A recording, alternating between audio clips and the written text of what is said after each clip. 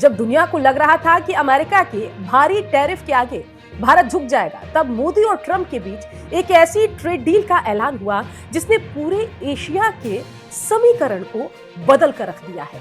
अगर भारत एक साल में 500 बिलियन सिर्फ अमेरिका से खरीद ले, तो देश का पूरा आर्थिक संतुलन बिगड़ जाएगा। अमेरिका के बाजार में एंट्री के लिए अब भारत को सिर्फ 18% टैरिफ देना होगा, जबकि चीन 37%, वियतनाम 20%, बांग्लादेश 20% और पाकिस्तान लगभग 19% टैरिफ या टैक्स दे रहा है। क्या भारत ने अपनी कृषि बाजार अमेरिका के लिए खोल दिया? भारत ने अमेरिका को भरोसा भी दिया और रूस से रिश्ते खराब भी नहीं किए। खबर आते ही सेंसेक्स में तेज उछाल आया और निवेशकों की संपत्ति में भारी बढ़ोतरी दर्ज हुई। कौन जीत गया इस ट्रेड वॉर में, भारत या अमेरिका? क्या 500 बिलियन डॉलर की डील भारत की ताकत है या आर्थिक दबाव? और क्या मोदी सरकार ने खामोश कूटनीति से ट्रंप को बातचीत की मेज पर झुका दिया? नमस्कार, मैं हूं सुकन्या सिंह और आप देखना शुरू कर चुके हैं न्यूज एक्सप्लेन विद सुकन्या। 2 फरवरी 2026 ये तारीख भारत के आर्थिक इतिहास में दर्ज हो चुका है। जब दुनिया को लग रहा था कि अमेरिका के भारी टैरिफ के आगे भारत झुक जाएगा, तब मोदी और ट्रंप के बीच एक ऐसी ट्रेड डील का ऐलान हुआ जिसने पूरे एशिया के समीकरण को बदल कर रख दिया है। लेकिन इस डील की असली कहानी कागजों में नहीं, बल्कि भारत की उस खामोश रणनीति में छिपी है जिसने महीनों तक बिना शोर किए अमेरिका को बातचीत की टेबल पर वापस आने के लिए मजबूर कर दिया। पिछले 1 साल से अमेरिका भारत पर टैरिफ का दबाव बना रहा था।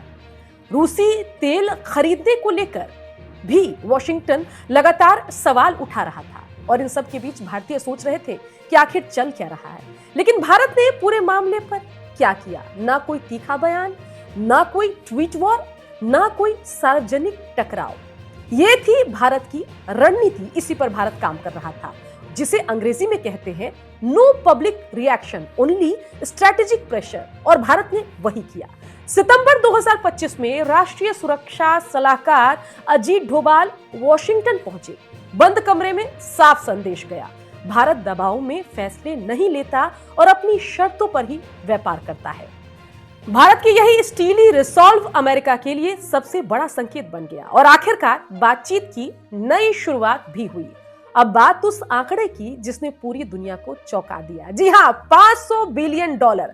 ट्रंप ने दावा किया कि भारत अमेरिका से इतना सामान खरीदेगा, लेकिन क्या ये 1 साल की डील है?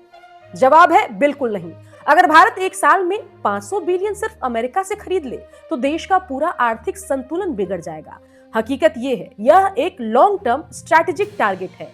2030 तक का विजन है।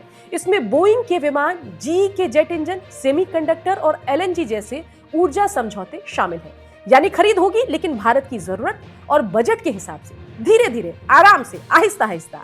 अब समझिए इस डील का असली गेम चेंजर क्या है। अमेरिका के बाजार में एंट्री के लिए अब भारत को सिर्फ 18% टैरिफ देना होगा, जबकि चीन 37%, वियतनाम 20%, बांग्लादेश 20% और पाकिस्तान लगभग 19% टैरिफ या टैक्स दे रहा है।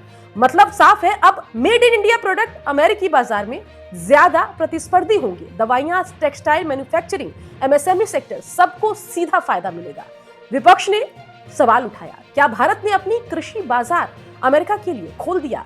वाणिज्य मंत्री पीयूष गोयल ने संसद में साफ कहा, भारतीय किसान और डेयरी सेक्टर पूरी तरह सुरक्षित है, कोई जीरो टैरिफ, कोई समझौता नहीं। वहीं रूस की प्रतिक्रिया भी दिलचस्प रही। क्रेमलिन ने साफ कहा, भारत एक स्वतंत्र रणनीतिक साझेदार है और अपनी मर्जी से व्यापार कर सकता है। यानी भारत ने अमेरिका को भरोसा भी दिया और रूस से रिश्ते खराब भी नहीं किए। इसी को कहते हैं मल्टी अलाइनमेंट स्ट्रेटेजी। इस डील का सबसे बड़ा सर्टिफिकेट शेयर बाजार ने दिया।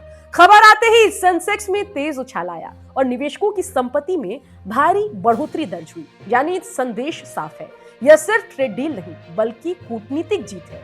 बिना शोर, बिना टकराव, अपनी शर्तों पर भारत ने दुनिया की सबसे बड़ी अर्थव्यवस्था को बातचीत के लिए तैयार किया।